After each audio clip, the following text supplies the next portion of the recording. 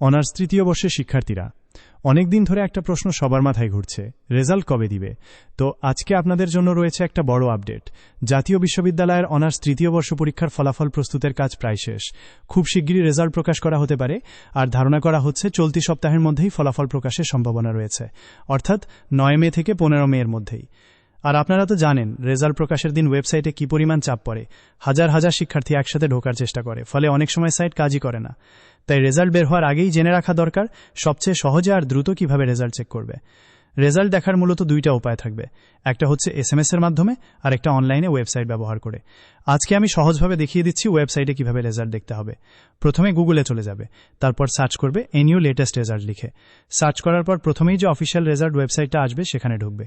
ওয়েবসাইটে ঢোকার পর যেদিন অনার্স তৃতীয় বর্ষের রেজাল্ট প্রকাশ হবে সেদিন সেখানে তোমাদের রেজাল্ট অপশন দেখাবে। তারপর যা করতে হবে, তোমার এক্সাম রোল দিতে হবে, রেজিস্ট্রেশন নাম্বার দিতে হবে, তারপর এক্সাম ইয়ার সিলেক্ট করতে হবে। সব ঠিকভাবে দেওয়ার পর সার্চ রেজাল্টে ক্লিক করলেই তোমার পুরো রেজাল্ট চলে আসবে।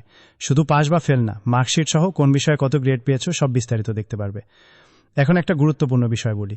অনেকে সরাসরি জাতীয় বিশ্ববিদ্যালয়ের মেন ওয়েবসাইটে গিয়ে রেজাল্ট দেখতে চেষ্টা করে, কিন্তু রেজাল্ট প্রকাশের সময় ওই সাইটে এত বেশি ট্রাফিক থাকে যে অনেক সময় খুলতেই চায় না। তাই দ্রুত রেজাল্ট দেখতে চাইলে নিউ লেটেস্ট রেজাল্ট ওয়েবসাইটটা ব্যবহার করার চেষ্টা করবে। আর রেজাল্ট প্রকাশ হওয়ার দিন ইনশাল্লাহ আমি আবারও বিস্তারিত দেখিয়ে দিব কিভাবে মোবাইল দিয়ে কয়েক সেকেন্ডের রেজাল্ট বের করবে। তো বন্ধুরা, আজকের আপডেট এই পর্যন্তই। ভিডিওটা উপকারী মনে হলে শেয়ার করে দিও তোমার বন্ধুদের সাথে, যাতে তারাও আগে থেকেই প্রস্তুত থাকতে পারে। সবাই ভালো থাকো, দেখা হবে পরের ভিডিওতে।